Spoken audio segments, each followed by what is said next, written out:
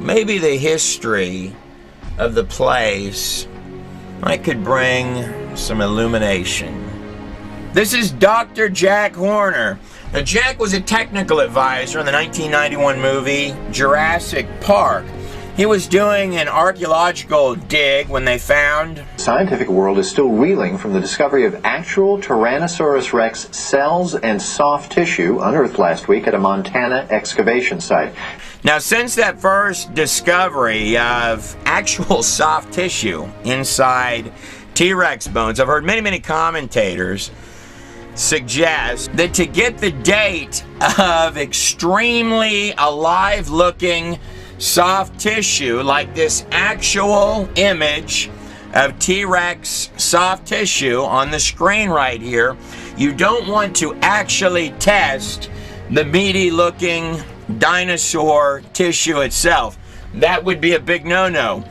What you want to do, apparently, is test the rocks which are around the soft tissue. You don't want to test the soft tissue. You want to test the rocks which are around the soft tissue. Well, I mean, the elephant in the room is that when you're dealing with tissue that looks that fresh with blood vessels, then your animal is probably not 65 million years old.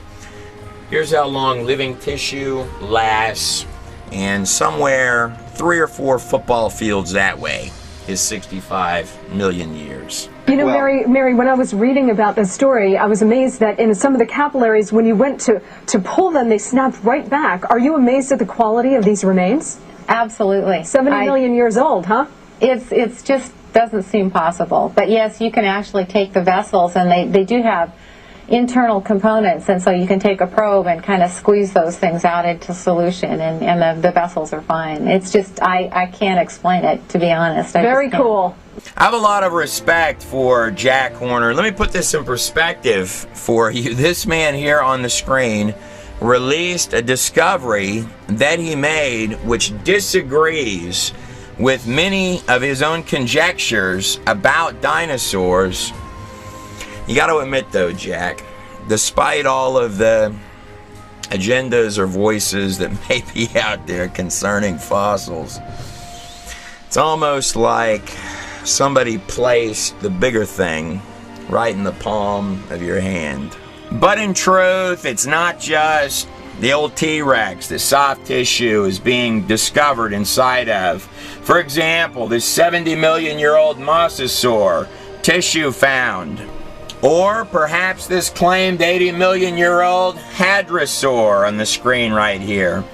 Look at how gooey and fresh that tissue looks right there on the screen. The list of these could keep on going, and the truth is, I'm not terribly surprised.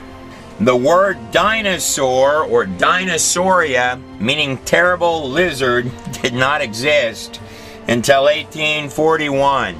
Prior to that, the name was dragon, meaning the big lizard that you definitely do not want to run across. It's not just that there are redundancies of drawings of these things all over the face of the planet Earth, but there are thousands of writings about these creatures and sculptures found everywhere from the smallest little bitty tribes to the largest empires. In truth, who could actually count how many dragon stories that there are on the face of the planet Earth, accompanied with drawings of the creatures?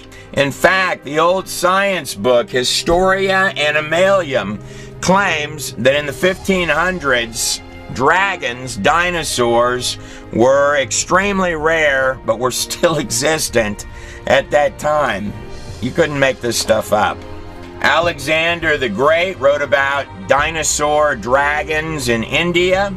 Herodotus, the Greek historian from the 4th century BC, often called the father of history itself, not only wrote about dragons, but did a fantastic job giving descriptions of these creatures and gave a step-by-step walkthrough of how the Egyptians would smoke out the pterodactyls from the trees.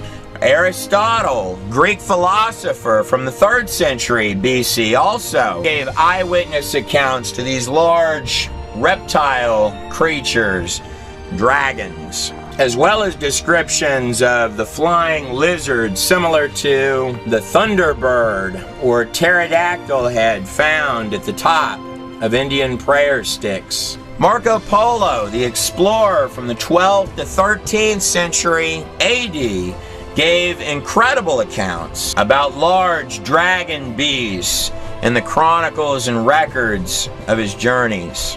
And we can be pretty certain that they weren't telling these dinosaur dragon stories as myths, because we've got the bones for them. Complete with the gooey, fresh and soft dragon tissue. I could pretty easily be persuaded to believe that the person that drew all of these lines on this Ica stone right here knew what a triceratops looked like. And here's a guy riding on top of a triceratops. Any man brave enough to hop onto the back of a triceratops is absolutely worthy of the honor to be drawn on a rock. I think it would also be extremely difficult to convince the Asian cultures that there weren't dragons. In truth, you could spend hours going through all of the inscriptions found all across the ancient world. And the amazing thing is how remarkably similar many of the reliefs are to actual bone structures that we find fossilized underneath the earth. Look at this enormous Chinese lizard grabbing hold of that deer right there. In fact, the Chinese zodiac has 11 regular day-to-day animals on it, as well as one dragon. You know the real fascinating thing about dinosaurs, though? They're found underground, mixed in under there with other animals that we still see every day.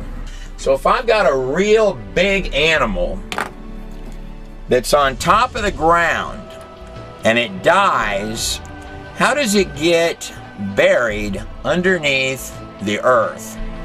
If an animal dies on the surface of the ground, whether it be a giraffe, I mean, it can't sink down there. I mean, this is a real big animal. Or a bronchiosaurus on top of the ground. Solar dust can't fall on it.